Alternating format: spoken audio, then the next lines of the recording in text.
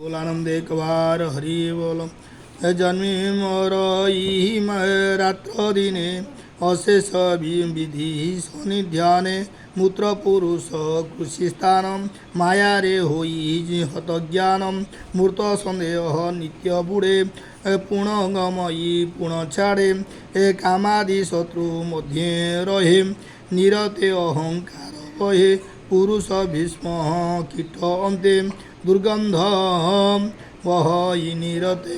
गुरुंग मंदिर मातर स्वभावे दुख ये शरीर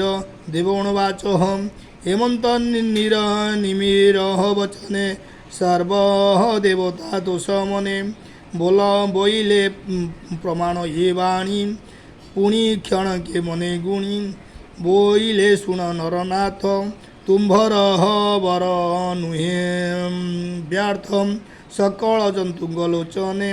बसतुन्न निमि सर्वस्थाने